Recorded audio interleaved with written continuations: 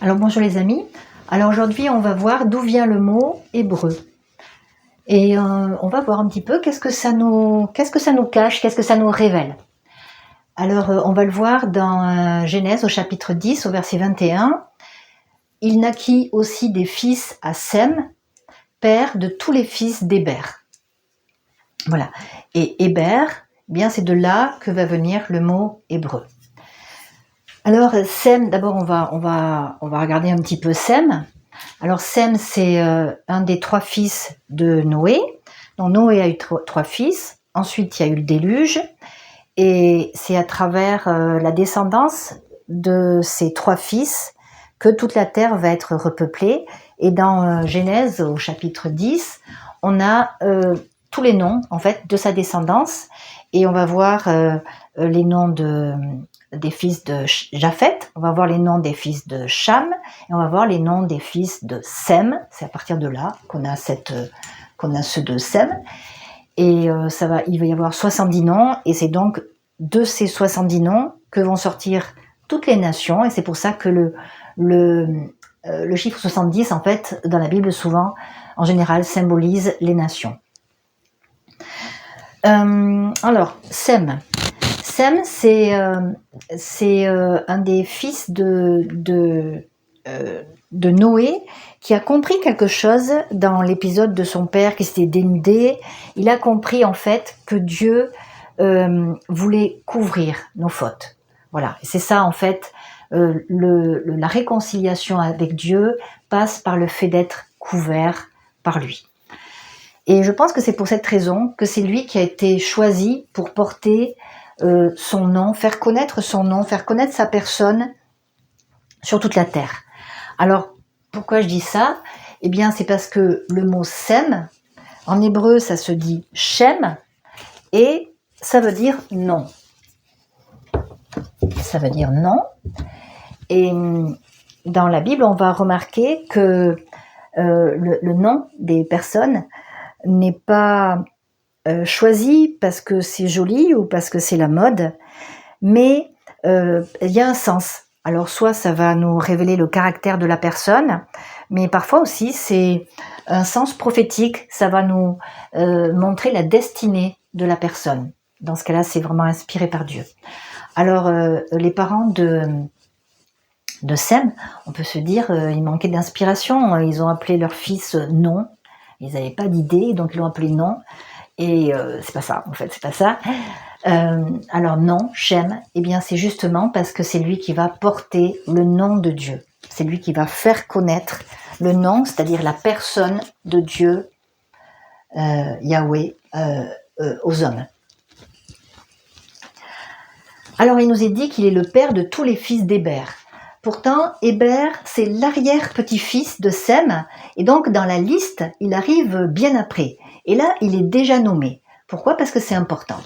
Alors donc, Héber, c'est de là que vient hébreu. Voilà, ça se dit Héber. Et ça a une signification aussi, comme je vous l'ai dit. Et donc, dans ce cas-là, j'ai regardé, c'est un verbe. Et ça veut dire traverser ou passer de l'autre côté. Voilà, ça s'écrit comme ça. Et puis ça va se dire évir. Ça s'écrit comme ça, passer de l'autre côté. Héber, lui, il va pas passer de l'autre côté. Ce sera dans sa descendance, ce sera Abraham qui va être appelé et qui va passer de l'autre côté du fleuve de l'Euphrate, qui va quitter son pays selon l'appel de Dieu, qui va quitter ses dieux, qui va quitter ses croyances pour obéir, suivre la destinée que Dieu a pour lui et pour faire alliance avec ce Dieu unique. On peut voir aussi dans la façon dont c'est écrit Héber que ça commence par un Aïn. Aïn, eh bien, ce sont les yeux. Et en effet, le peuple hébreu, on peut dire que c'est le peuple qui a marché dans le visible. On voit leur récit historique dans la Bible. C'est réel. Mais pour nous, quand on le lit, on peut le lire dans une première compréhension juste historique, mais aussi ça nous parle parce qu'on peut s'y reconnaître et Et Dieu déjà, à l'avance, à travers leur histoire, il fait connaître son plan de salut. Voilà. Et ils sont dans son plan de salut, à travers l'histoire des Hébreux, on va voir déjà le Messie qui va être annoncé. Et ici, moi, ce que je vois ici, c'est que bon, Aïn, les yeux, Bar, c'est le fils.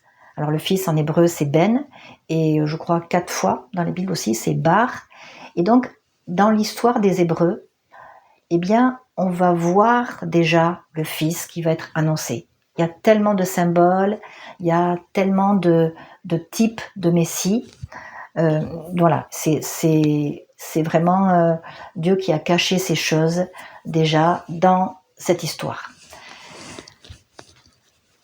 Alors, on va voir maintenant la première fois où le mot hébreu est mentionné.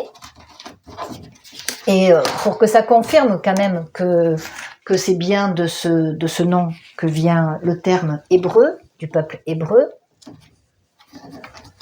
Alors la première fois que ça va être mentionné, c'est dans la Genèse. Voilà, dans la Genèse, chapitre 14, verset 13. Abraham l'hébreu. Alors à ce moment-là, il s'appelait Abraham. C'était avant que Dieu change son nom en Abraham, père d'une multitude. Et donc, l'hébreu, on voit, voilà, ça s'écrit comme ça. C'est comme Héber. Juste à la fin, il y a un yod, et donc ça va se lire ivri. Et quand on dit les Hébreux, ben on rajoute un M pour faire le pluriel, et ça se dit donc ivrim. Voilà, et c'est donc Abraham, l'hébreu, et c'est lui qui, quand même pas mal de temps après son ancêtre Héber, c'est lui qui va traverser. C'est lui qui va traverser, et c'est lui qui va pleinement amener le nom de Dieu, commencer à faire connaître le nom de Dieu, puisque c'est la foi d'Abraham qui est toujours mis en avant. C'est Abraham le croyant, le père des croyants. C'est lui qui va faire alliance avec Dieu à cause de sa foi. Il sera déclaré juste. Donc c'est vraiment, il est vraiment fils de Sem, celui qui doit porter le nom. Voilà. Eh bien, je vous dis à bientôt. Si vous avez appris des choses, si ça vous a plu, mettez un pouce et puis laissez un petit commentaire sympa. Et ça permet à la vidéo de remonter, que d'autres la voient. Et je vous dis à bientôt. Au revoir.